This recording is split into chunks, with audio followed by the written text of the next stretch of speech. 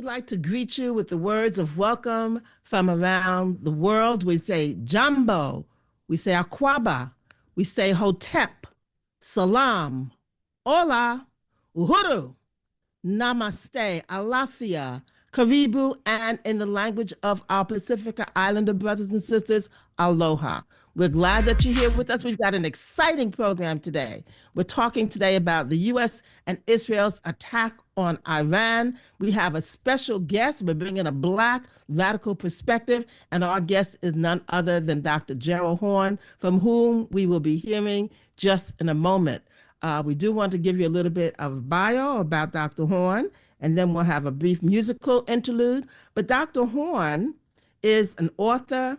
He is a scholar. He has worked in writing books. Over 40 books have been written that he has written over the years. He holds a special chair at the University of Houston. Yes, that's right. And we're just so pleased to know that he's on our side. He's written over 40 books on various topics. And his last book does, in fact, talk about the Pacific Islander region. So we're going to have a musical interlude, and then we will hear from our special guest. And that musical interlude will be War by Edwin Starr.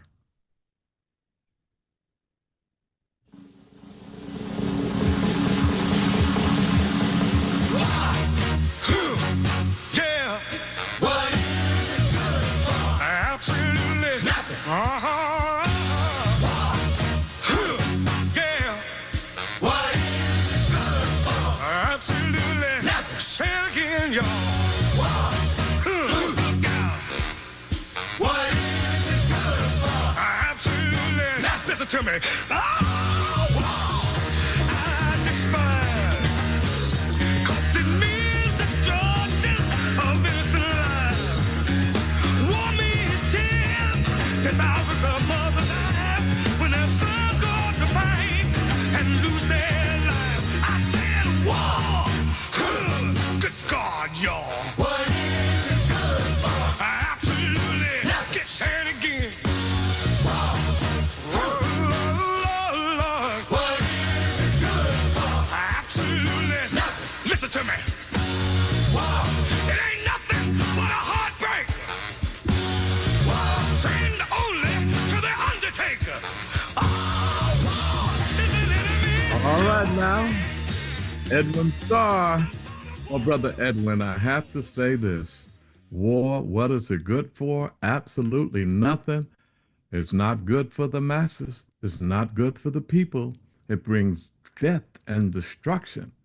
But it is good for the oligarchs. It is good for the imperialists and the capitalists and the colonialists, because they use war for profit, whether they win or lose. Just having the weaponry produced for war, they use it for profit. And I heard Dr. Horne say something about Edwin Starr and war. That's why we played that for you, Dr. Horne. But Dr. Horne, welcome to the program. Thank you for inviting me.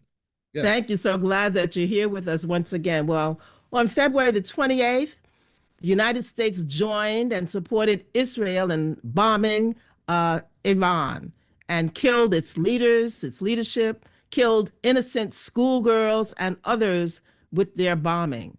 And when questioned, Trump at first said that this was a war for regime change. And then he added on, oh, we want to destroy the nuclear capabilities of Iran. And then he finally said, oh, it's a preemptive strike because of an imminent threat. And the threat, which Rubio described as the possibility of believing that Israel would attack Iran and Iran would respond and attack American bases. So the United States joined in the attack proactively in a defensive way to protect them. Dr. Horne, please help us to understand what's really going on. Well, as you correctly mentioned, on February 28th in the morning, Mr. Trump announced regime change. By later that afternoon, according to Axios, he was seeking an off-ramp from this ill-advised war he had started. By the next day, March 1st, he was seeking negotiations. By March 2nd, Secretary of State Marco Rubio let the cat out of the bag when he suggested that the United States was tailing after Israel. And I think that that's a key point because I think that ultimately this war, which is not going very well for US imperialism, will help to induce fractures in the relationship between Israel and the United States of America. This will have monumental consequences for the pro-Israeli lobby, for the pro-Zionist lobby.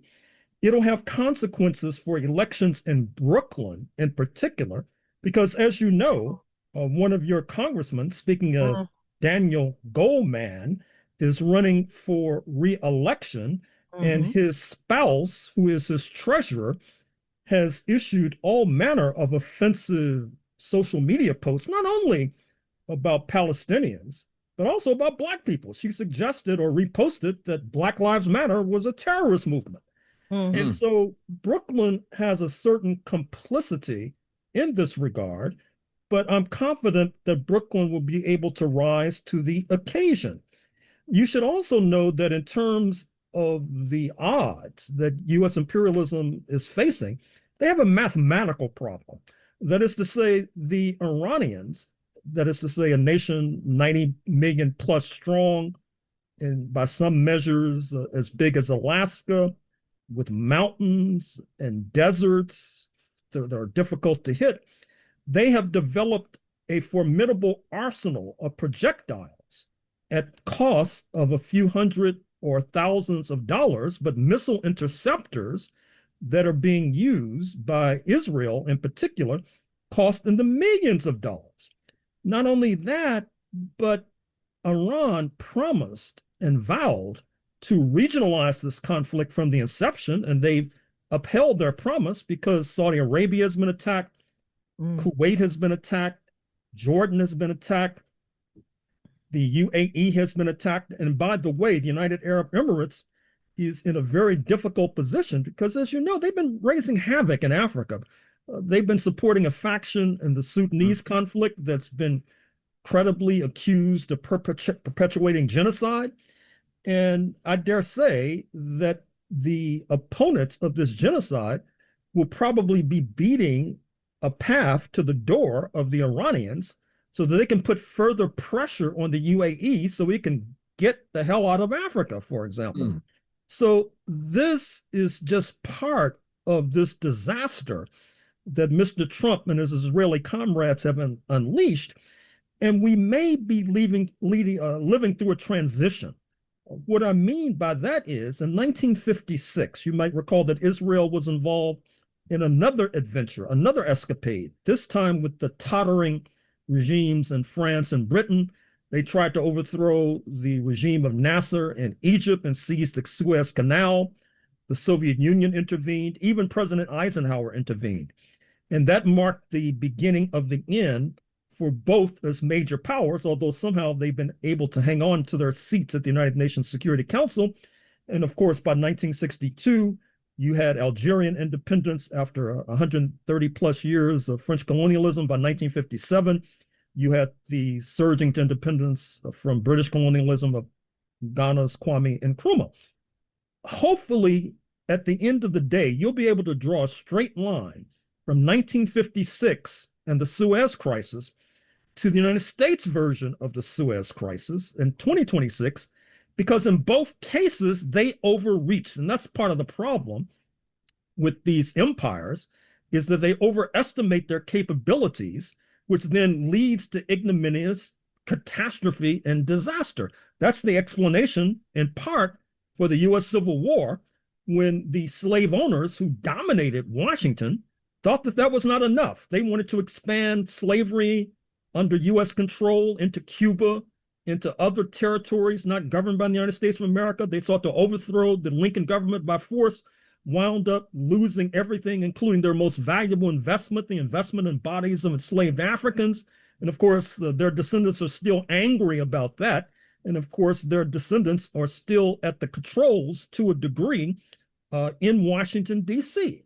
And speaking of Brooklyn, I would be remiss if I failed to mention that some of our friends on the left need to engage in a certain kind of self-criticism.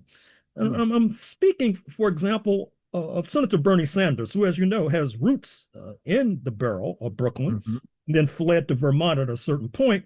Vermont, 200 years ago, arranged to expel most of its Black population, which has accentuated the class question, which has allowed Mr. Sanders to style himself as a socialist.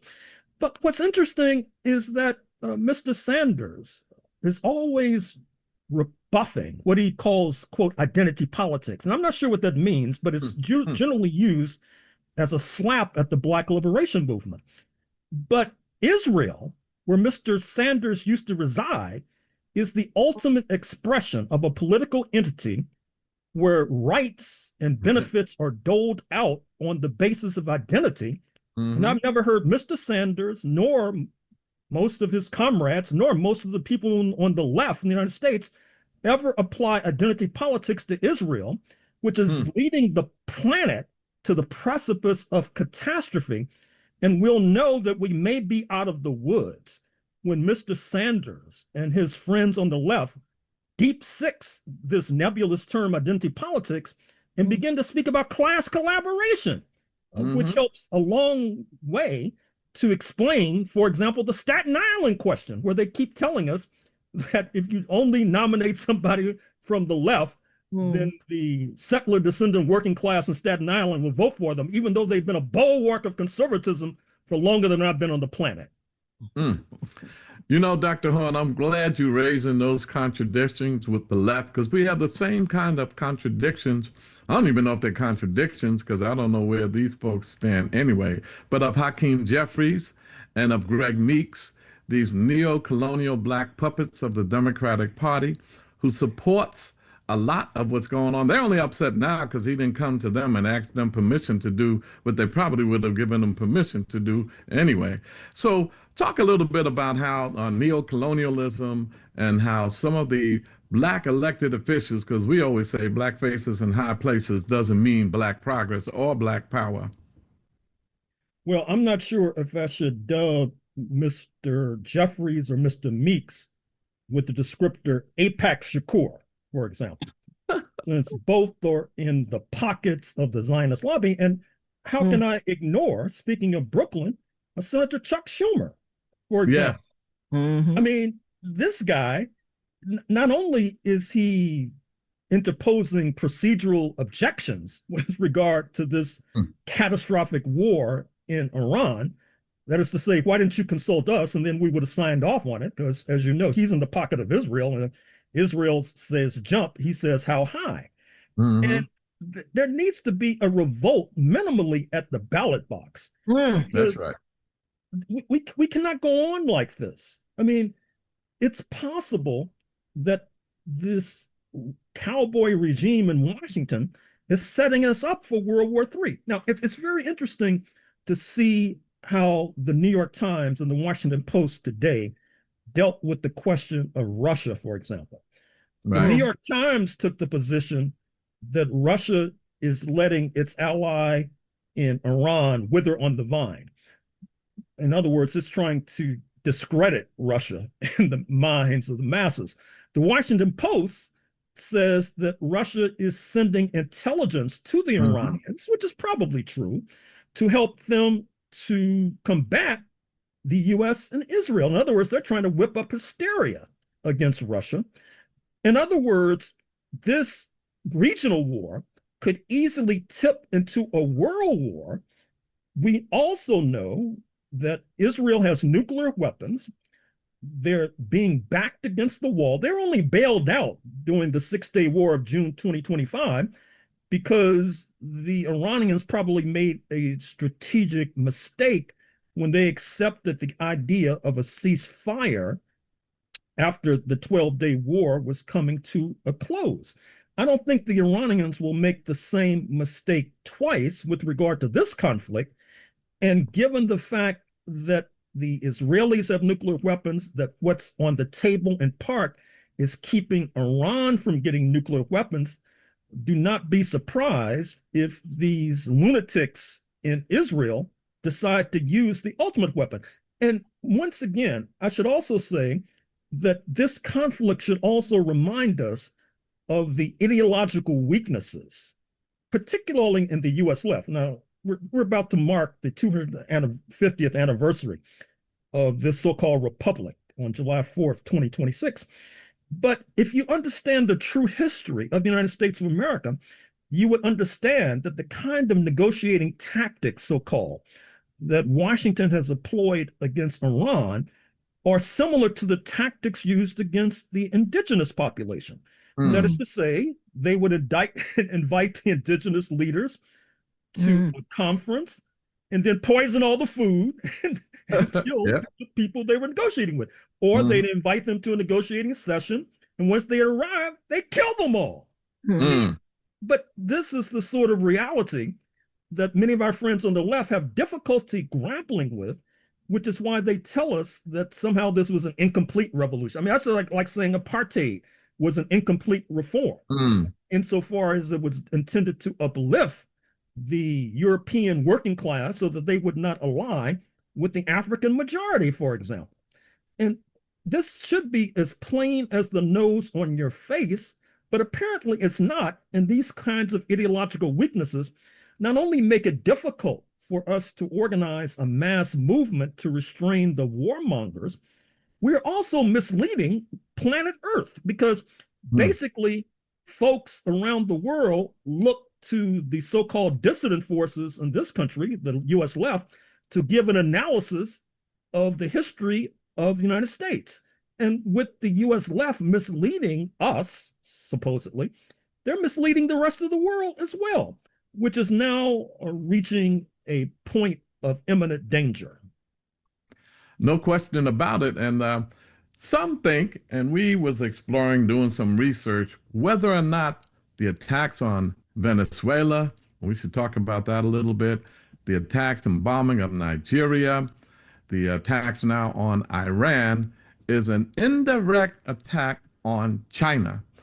Some think that China, and tell me why, what you think their silence is all about, or are they going to eventually get involved, or they may be involved on some level in the background. But China's currency, the yuan, and Russia's currency, the ruble, Venezuela, Nigeria, and Iran has been selling the oil in their currency and not the dollar. Is this the decaying of the American empire and the devaluation of the dollar? And is some of this a attack on China, whose gross domestic product is equaling that of the United States and may soon surpass it? If it has not surpassed it already. Correct. China is in the passing lane, and that's evident. It's also evident that there is a dysfunctional relationship between China and the United States of America. First of all, Mr. Trump says this war will end in about 4 weeks, which highlights the fact that on March 31st, he's supposed to be heading to China. His Treasury Secretary, Scott Bessent, is headed to China today. They want to maintain this dysfunctional relationship where the People's Bank in Beijing continues to buy US Treasury bills, that is to say, continues to loan money to the United States government, so the United States government will have enough cash to support the CIA so it can continue to conspire against China. That relationship is dysfunctional. It makes no sense. It's headed for a rupture. I don't think this relationship can be saved ultimately unless the United States makes very severe adjustments, which I don't necessarily see on the horizon. And certainly, I think that the attack on these two oil-producing countries, Venezuela, January 3rd, 2026, Iran, February 28th, 2026, it's not accidental that they're not only oil-producing countries, but they're oil-producing countries that had a relationship or have a relationship with the People's Republic of China, have present tense with regard to Iran. And so with regard to the so-called national security strategy of the United States inaugurated or initiated in late 2025, supposedly there's supposed to be a focus on the hemisphere, and there was hardly any mention of China. But I think the reason being that the strategy is to grab control of the energy resources that China relies upon so as to squeeze China. But all it's going to do really is caused China to rely more heavily on Russian oil. Russia, as a matter of fact, might be one of the big winners of this entire conflict because the European Union may have to bend the knee and go to Russia with regard to their support for the Ukrainians, because they'll need both Russian oil, not to mention natural gas, because the Qataris have shut down their natural gas operations. Natural gas formerly had been going to Europe because of projectiles sent into their territory. So Mr. Trump, who notoriously does not read, who is relying upon these sycophants like Susie Wiles and Stephen Miller and all these other knuckleheads, has led this country to the brink of disaster. And once again, we would be remiss if we only blamed him. Although he is primarily responsible, we need to also analyze how 77 million people in November 2024 voted for this guy. And I challenge Bernie Sanders in particular to move away from what he told the New York Times in November 2024, that the reason was so-called identity politics. I guess what he means is what this Columbia professor said in November 2016, that the settler descendant working class is so upset with Black identity politics that they vote for the right, which makes no sense whatsoever. It's just a butchering of reality. It's a butchering of history. And we need to turn this around before it's too late. The economy of America is on a decline. We heard about the job loss of 92,000 jobs, and we see the oil prices going up. Talk a bit about the claim by Trump and his administration that they devastated the navy of Iran so that the Strait of Hormuz can open up again. And some people say it's not open right now, and it's not going to be open that easily. And even if it does, so much damage has been done that the economy will be in shambles, and the prices of not just oil, but food, everything, inflation will go up because of this attack on Iran. Well, I'm glad you mentioned this question of inflation. Many in New York, of course, do not have automobiles and do not drive, but perhaps they'll take a taxi or Uber or Lyft. The price of gasoline at the pump is going to go through the roof as long as this conflict continues. Ditto, food is transported often by trucks. The increase in price of gasoline at the pump will influence the cost of food, for example. This is at a time when wages are not going up to compensate for the rise in prices. Mr. Trump calls affordability a hoax, but this is going to hit his base right in the pocketbook.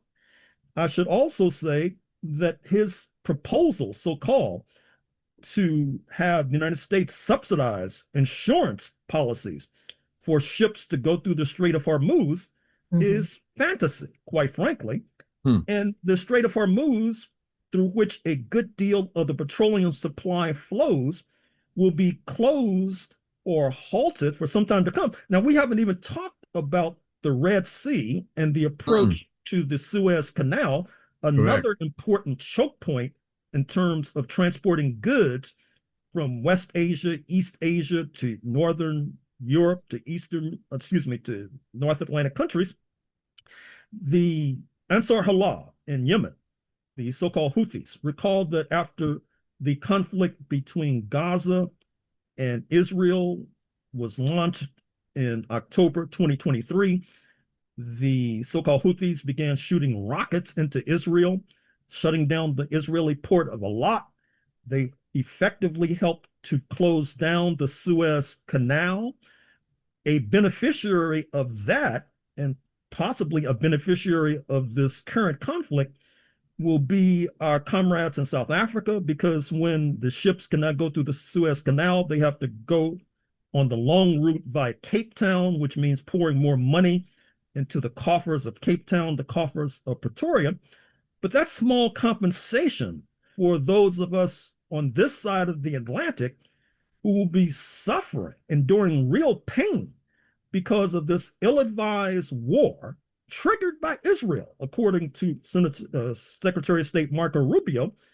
And once again, all of these politicians, particularly in Brooklyn, who've been carrying water for Israel, right. need to be taken to task, minimum. That's right. That's right. Well, Dr. Horne, also want to talk a bit about who's really winning. Every time these kinds of wars occur, I remember in the Vietnamese War when General Westmoreland got on TV. As a matter of fact, I think he sued CBS and they got into some suits. But the bottom line, he was telling us that they're bombing Hanoi, they're bombing North Vietnam, and we should have victory any minute now. And next thing I know, they were running out of there and they lost that war. Then they said, oh, we got him. They got Osama bin Laden. And it's interesting, Osama bin Laden was Ronald Reagan's Afghani freedom fighter when Russia was in, and then he became Clinton's terrorist, world terrorist. But even they lost in Afghanistan, and then they lost in Iraq when they lied and said there was weapons of mass destruction they couldn't find, killed or led and supported the killing of Saddam Hussein. And so when you see all of these things happening, and then you hear Trump and them get on there and said, oh, we bombed them so badly that they don't hardly have any weapons left, any launchers left, who's winning? The United States is in a real corner. I mean, you mentioned Al-Qaeda, and I'm glad you mentioned that, because what we're going to have to watch out for is the old band getting together again.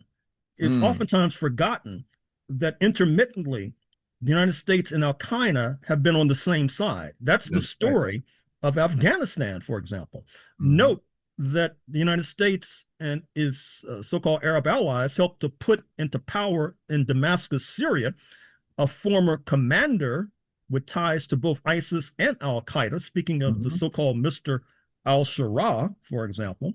We know that in Syria, just in the last few days, 20,000 so-called Al-Qaeda prisoners somehow managed to escape, given the theological dispute between these Sunni extremists who dominate Al-Qaeda and the predominantly Shia population of Iran.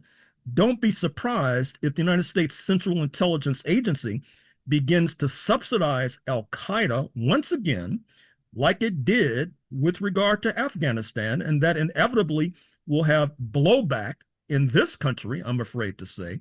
Also, on that same level, pay attention to what's happening in Bahrain, which is one of the central sites for U.S. military bases, for example. It has a corrupt, mostly Sunni leadership, the Khalifa family, and a predominantly Shia mass population. You might have seen when the Iranians shot projectiles into their Bahraini bases, the masses came out to the streets cheering, for example. They were happy to see the U.S. bases hit. It would not surprise me at all if, with regard to regime change, the regimes that will change will be the regime, for example, in Bahrain to begin with.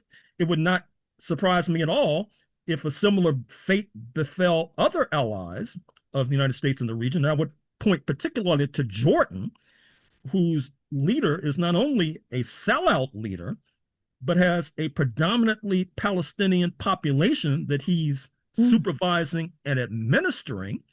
It's no secret that there are close ties between the Jordanian intelligence and the US CIA, which is outraging many of the populace in Jordan because they know that this so-called king has been cooperating with the Israelis, not least with regard to the depredations that the Israelis are inflicting on Lebanon as we speak, and not to mention the West Bank. And speaking of the West Bank, I'll have to reiterate a point that I mentioned a moment or two ago. What you see in terms of the terrorizing of the Palestinians of the West Bank by settlers, it pales in comparison with the terrorizing of indigenous peoples in this land in the 19th century in particular. As a matter of fact, I would argue that the Israeli settlers on the West Bank are probably studying the playbook of their comrades and counterparts who helped to dislodge the indigenous from this territory and set up a so-called white republic. You know, that's why it's interesting how some classify Israel as not only a settler colonial state, but a terrorist state in 1919, not only from 1948, you know, during the Nakba, and it became a so-called religious state. But some say that this state of Israel is in extreme trouble, and the United States empire is in extreme trouble. And signs of it is that even in this retaliation by Iran, that they are using ammunition, weaponry that is getting past the dome defense, that CNN and MSNBC and Fox News is not talking about the great destruction that occurred in Israel, and they're not talking about how American planes were shot down. They said friendly fire. In fact, some people say no, Iranian planes shot them down. And I heard also on some news show that once the pilots jumped out or parachuted out, that the people ejected from the planes and parachuted out, the people attacked them when they got on the ground. Talk a bit about that. Well, I saw the video of one of the pilots who was ejected, and this Kuwaiti approached him with a club. Yes. It was about to send him to his maker before he was restrained. This raises all the contradictions that are emerging as a result of this ill-advised war. Look at the contradictions between the United States and Spain, for example, which Mr. Trump took the trouble to denounce in the Oval Office just a few days ago when he was having the meeting with Chancellor Merz of Germany, for example. Chancellor Merz had the lack of good sense to echo this critique of his fellow European Union member that will not go down very well in Spain, will help to induce fractures in the European Union, not to mention the fact that this denunciation of Spain might complicate the attempt by the Trump regime to go after the target number 3 on the hit list after Venezuela and Iran. I'm speaking of Cuba, because as you know, Spain ruled Cuba for hundreds of years until 1898, when the United States delivered a knockout blow and seized de facto control of the island. Now you know that there is a tightening of the blockade against socialist Cuba. I'm happy to say that in a week or so, there will be a major flotilla from the United States, not only from the United States, but from Western European countries and Brazil, etc., heading to Cuba with material supplies. We also know that Canada, which is now being threatened with becoming the 51st state, perhaps a fate worse than death, their foreign ministry has advocated heightening supplies to Cuba, which is going to increase tensions with the United States of America. And with regard to the point that you made about Israel, what we need to know is that Israel is under strict censorship. It's very difficult to get pictures and video out of Israel showing the real damage that's being inflicted by these Iranian projectiles. And I'm wondering, where are our champions of the First Amendment and freedom of the press, who are oftentimes in high dudgeon when they are told about repression of press freedom? They don't have a mumbling word to say about what Israel is doing, which of course is handicapping not only the alternative media, which would like to report truthfully from Israel, but I would like to see CNN and Fox and MS Now run a chyron at the bottom of their TV screens showing that these reports are subject to military censorship. So you should view these videos we're showing from Israel skeptically at best.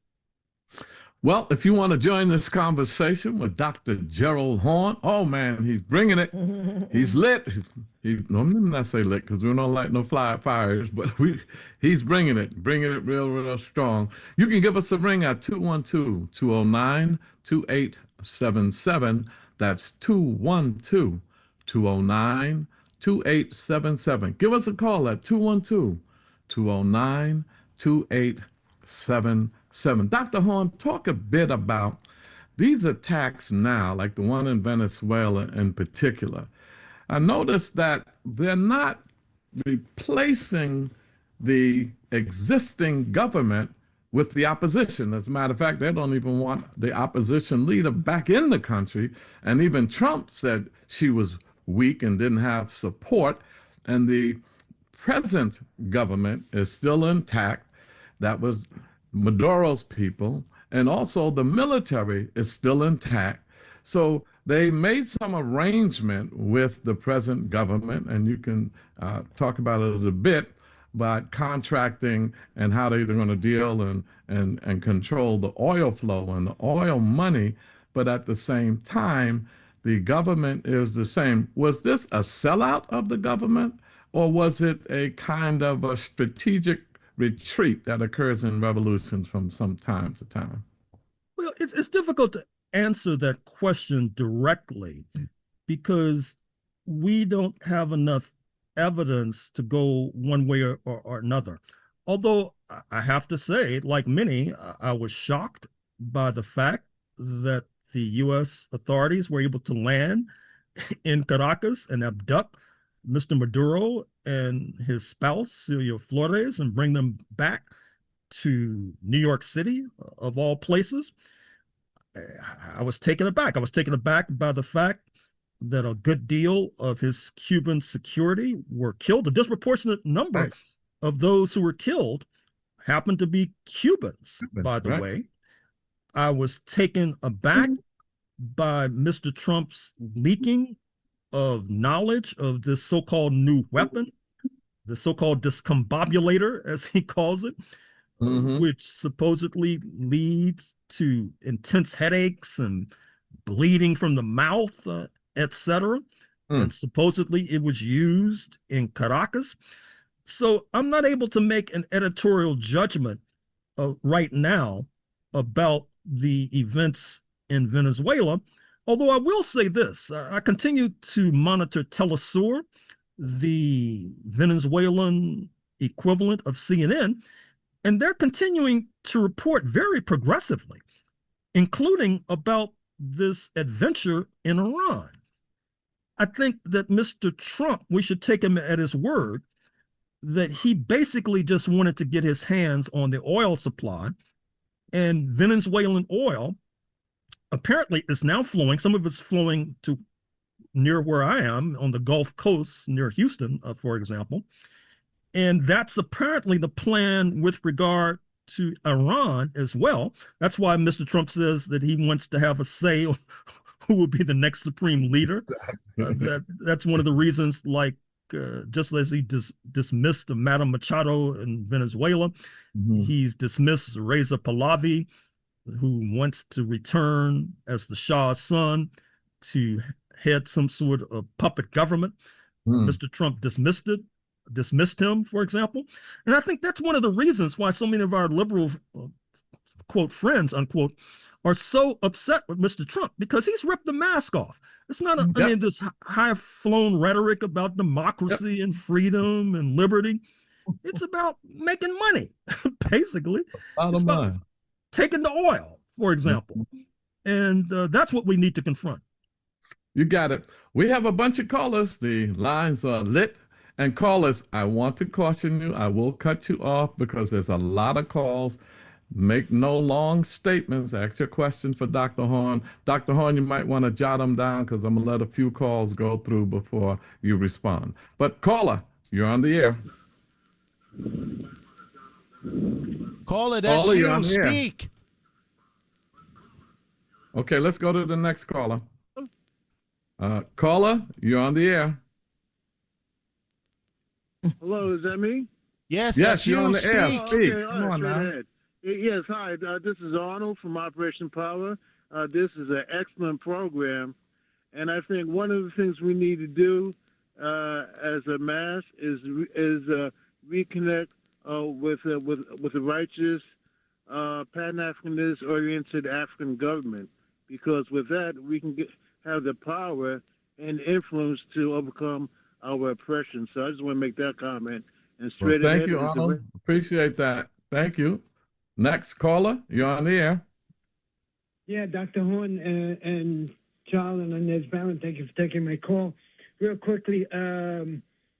Horne, can you just lay out 3 or 4 points that you see as responsibilities for the left in this country regarding resisting U.S. imperialism? Thank you. We'll jot that down, Dr. Horne. We're going to take a few more calls. Caller, you're on the air. Hi there. Is that me? Yes, come on now. Y'all got to make it fast, so I'm just going to go to the next caller. To America's first global health policy, in which they are going at this particular time to the African countries, Kenya, Ghana, are 2 that have accepted their health plan, which in essence will give America the ability to gain for helping them in their health struggle. Thank you very much. We're going to take that as a question on the health plan. I heard Zimbabwe and some others rejected it. But one more caller, and then Dr. Horne, you can respond to some of them. Caller, you're on the air. Caller, you're on the air. Daryl McPherson, Bronx, New York. Really quickly, I was watching the remembrance of Jesse Jackson, and PBS is using it as a fundraiser. Found that interesting. And how can we best propagate your program to others so that, especially with Dr. Horne, get more of Dr. Horne's materials, especially his books, out to the population? Right. Thank you very much for that. Dr. Horne, you can respond to some of the callers. Okay, you're going to have help me with that last question. I'm having trouble hearing. Yes. Perhaps the engineer can turn up the volume a little bit. Right. The last question was, how can he get in touch and get more information and around your books, and how can we promote our program more when you're on, especially? Oh, I see. Well, fortunately, I'm not underground yet, so I'm easy to find. I'm very easy to find. And I would point you either to YouTube, where I'm putting out content as fast as Mary J. Blige used to put out videos. So check that out.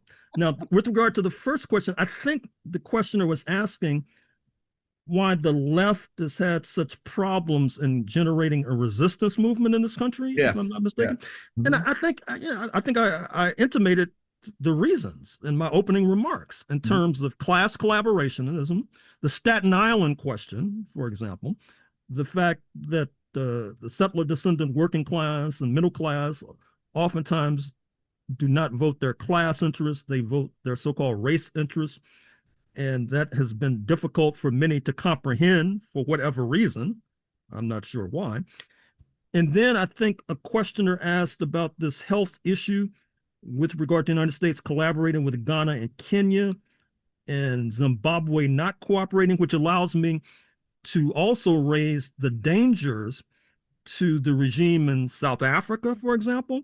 You recall how Mr. Trump ambushed President Ramaphosa in the Oval Office with then first buddy Elon Musk, talking about so-called white genocide. As a matter of fact, our tax dollars are now going to subsidize Europeans who are fleeing South Africa, supposedly because of white genocide, which is ludicrous, for example.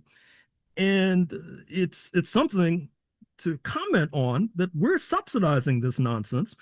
Now, of course, Mr. Trump is upset with the fact that the Pretoria government brought a credible case against Israel in the International Court of Justice for genocide.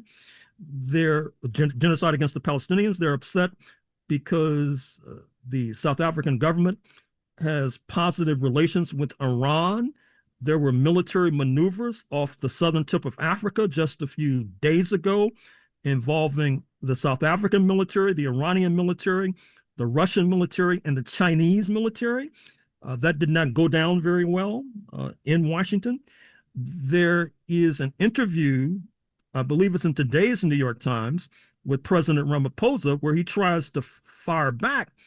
But there is a campaign right now, and I'm hoping that my impression is mistaken. The impression being that the Nigerians, President Tinubu, who you may recall fled the United States when he was a young man because of drug charges held over his head in Chicago, is being pressured to turn against South Africa. Recall that when you had the change of regime in Niger, when Niger joined Mali and Burkina Faso and the militant Sahel alliance, that President Tinubu had to be restrained from sending the Nigerian military into Niger.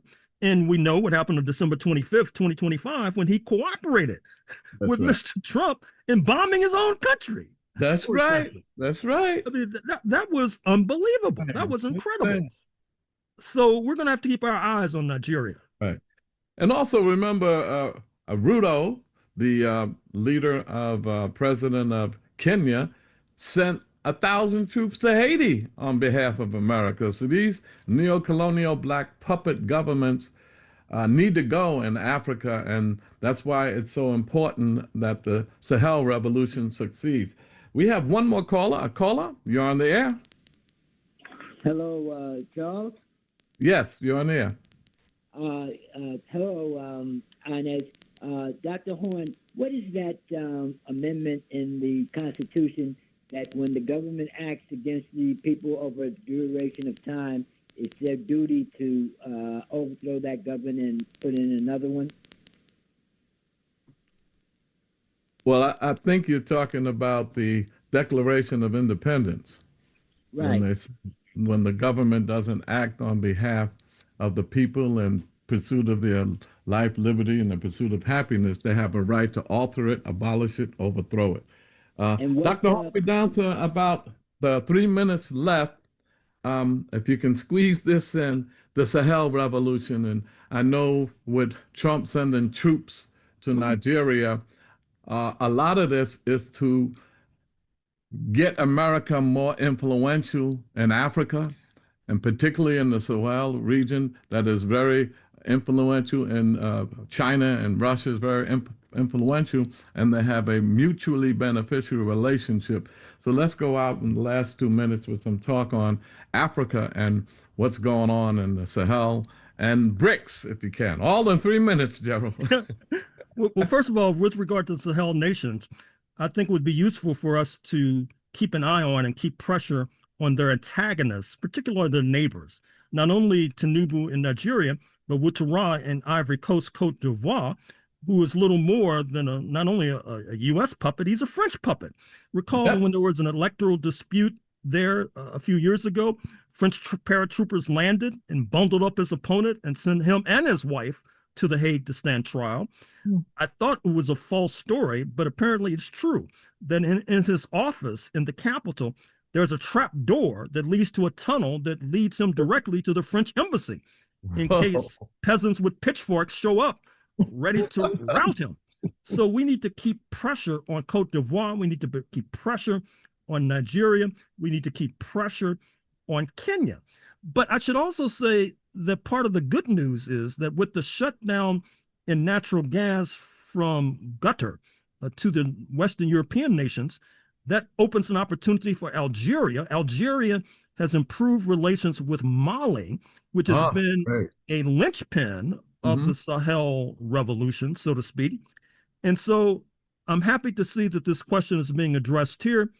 And that gives me optimism that we'll be able to turn back the warmongers in terms of this catastrophic war against Iran, which, if we're not careful, could lead easily to World War III. Well, Dr. Horne, thank you so much. And we're out of time, but we want to thank you so much. And we're going to say to everybody that we're optimistic with the Sahel revolution in Africa and with the BRICS. And we'll talk about that next time we bring Dr. Horne back. But right now, we're going to close it out with Inez. Thank you so much, Dr. Horne. And how can people get in touch with you directly if they want to contact you? Oh, you can go through my Facebook page, or you can just look up my email address online and email me directly, one or the other. Great. Thank you so much. Well, thank you so much. We've run out of time, but what a great show. What a great program. And Dr. Horne is one of the leading, most prolific writing historians, and not only just a historian, a great Black radical activist and scholar, one of the best of our time. So we were honored to have him on today. And as we say each and every week, even though we say the truth shall set you free, you know the truth can also get you in trouble, so you got to have some spine. But we say each and every week, the truth shall set you free. And power is the great equalizer. We state these facts only to let you know that those of us who are revolutionary, Pan-Africanists, is not because we love revolution. It is historically determined, and we have no alternative but to follow history and to use history for the benefit of our people.